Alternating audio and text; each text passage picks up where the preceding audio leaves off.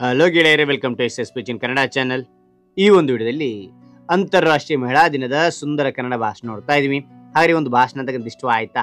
ಇಷ್ಟವಾದ್ರೆ ಒಂದು ಲೈಕ್ ಅನೇಕ ವಿಡಿಯೋ ತಿಳಿಯಲು ಪ್ರೋತ್ಸಾಹ ಮತ್ತು ತುಂಬ ಸಿಗುತ್ತೆ. ಇನ್ನೊಬ್ಬರಿಗೂ ಶೇರ್ ಮಾಡಿ ನಿಮ್ಮ ಚಾನಲ್ ಸಾಧ್ಯ ಇಂಥ ಅನೇಕ ವಿಡಿಯೋಗಳ ಚಾನಲ್ ಸಬ್ಸ್ಕ್ರೈಬ್ ಆಗಿ. ಹಾಗಾದ್ರೆ ಈ ಒಂದು ಭಾಷಣ ಯಾವ ರೀತಿ ಮಾಡೋಕೆ ತಿಳಿಸ್ತಾ ಹೋಗ್ತಾನೆ, ಬನ್ನಿ ನೋಡ್ತಾ ಹೋಗೋಣ ಬನ್ನಿ. ವಿದ್ಯೆಗೆ ಸರಸ್ವತಿ, ಸಂಪತ್ತಿಗೆ ಲಕ್ಷ್ಮಿ, ಶಕ್ತಿಗೆ ಪಾರ್ವತಿ, ಎಲ್ಲಕ್ಕೂ ಮಿಗಿಲಾಗಿ ಜನ್ಮ ಕೊಟ್ಟವಳು ಹೆಣ್ಣು. ಇಂತಹ ಲೋಕ ಮಾತೆಗೆ ಕೋಟಿ ಕೋಟಿ ನಮನಗಳು ಎನ್ನುವ ಹೃದಯ ಸ್ಪರ್ಶಿ ಈ ಸಾಲನ್ನು ಪ್ರಥಮವಾಗಿ ಸ್ಮರಿಸಿಕೊಂಡು, ಈ ಸುಂದರ ಸಮಾರಂಭದಲ್ಲಿ ಆಸೀನರಾಗಿರುವ ಅತಿಥಿ ಗಣ್ಯರೇ, ಪ್ರಾಂಶುಪಾಲರೇ, ಶಿಕ್ಷಕರೇ, ಪೋಷಕರೇ ಹಾಗೂ ನನ್ನ ಎಲ್ಲ ಗೆಳೆಯರಿಗೂ ಶುಭೋದಯ. ಇಂದು ಎಲ್ಲರಿಗೂ ತಿಳಿದಿರುವಂತೆ ಅಂತಾರಾಷ್ಟ್ರೀಯ ಮಹಿಳಾ ದಿನಾಚರಣೆ. ಈ ದಿನದ ಕುರಿತು ನಿಮ್ಮೊಂದಿಗೆ ಚರ್ಚಿಸಲು ಬಯಸುತ್ತೇನೆ. ಜಗತ್ತಿನಾದ್ಯಂತ ಮಹಿಳಾ ದಿನವನ್ನು ಮಾರ್ಚ್ 8ರಂದು ಆಚರಣೆ ಮಾಡಲಾಗುತ್ತದೆ. ಅಂತಾರಾಷ್ಟ್ರೀಯ ಮಹಿಳಾ ದಿನಾಚರಣೆಯನ್ನು ಪ್ರತಿ ವರ್ಷ ಮಾರ್ಚ್ 8ರಂದೇ ಆಚರಣೆ ಮಾಡಲಾಗುವುದು ಏಕೆ ಎಂಬ ಪ್ರಶ್ನೆ ಹಲವರಿಗೆ ಇದೆ. ಅದನ್ನು ಪ್ರತಿ ವರ್ಷವೂ ನೆನಪು ಮಾಡುವುದು ಸಾಮಾಜಿಕ ಕಳಕಳಿಯಿಂದ ಒಂದು ಜವಾಬ್ದಾರಿ ಎಂದು ನಾವು ಭಾವಿಸಿದ್ದೇವೆ.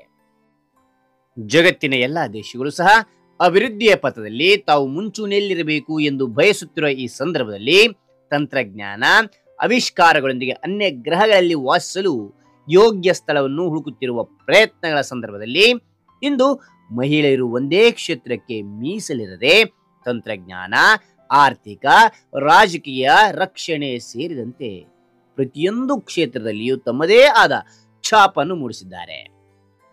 ಮಹಿಳೆಯರ ಕೊಡುಗೆಯನ್ನು ಸ್ಮರಿಸಲು ಈ ದಿನವನ್ನು ಅವರಿಗೆ ಮೀಸಲಿರಿಸಲಾಗಿದೆ. ಹಾಗೂ ಇಂದು ಅವರ ಕೊಡುಗೆಯನ್ನು ನೆನೆಯುತ್ತಾ ಮಹಿಳಾ ದಿನಾಚರಣೆಯನ್ನು ಆಚರಿಸಲಾಗುತ್ತಿದೆ. ಅಂತಾರಾಷ್ಟ್ರೀಯ ಮಹಿಳಾ ದಿನದ ಇತಿಹಾಸದ ಬಗ್ಗೆ ನೋಡುವುದಾದರೆ 20ನೇ ಶತಮಾನದ ಆರಂಭದಲ್ಲಿ ಗುರುತಿಸಬಹುದು.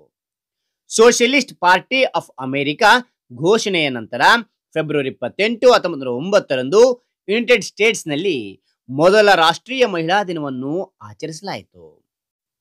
1910ರಲ್ಲಿ ಕೋಪನ್ ಹೇಗ್ನಲ್ಲಿ ನಡೆದ ದುಡಿಯುವ ಮಹಿಳೆಯರ ಅಂತಾರಾಷ್ಟ್ರೀಯ ಸಮ್ಮೇಳನದಲ್ಲಿ ಕ್ಲಾರಾ ಜೆಟ್ಕಿನ್ ಮಹಿಳಾ ಹಕ್ಕುಗಳು ಮತ್ತು ಮತದಾನದ ಹಕ್ಕುಗಳನ್ನು ಪ್ರತಿಪಾದಿಸಲು ಮಹಿಳಾ ದಿನದ ಬಗ್ಗೆ ಪ್ರಸ್ತಾಪಿಸಿದರು. ಈ ಪ್ರಸ್ತಾವನೆಯು ಸರ್ವಾನುಮತದ ಅನುಮೋದನೆ ಪಡೆಯಿತು.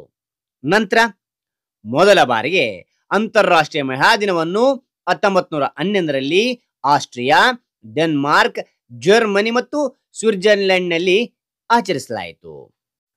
ಅಂತಾರಾಷ್ಟ್ರೀಯ ಮಹಿಳಾ ದಿನವು ಲಿಂಗ ಸಮಾನತೆ ಮತ್ತು ಮಹಿಳಾ ಹಕ್ಕುಗಳ ಕುರಿತಾಗಿ ಹೆಚ್ಚು ಮಹತ್ವ ಹೊಂದಿದೆ.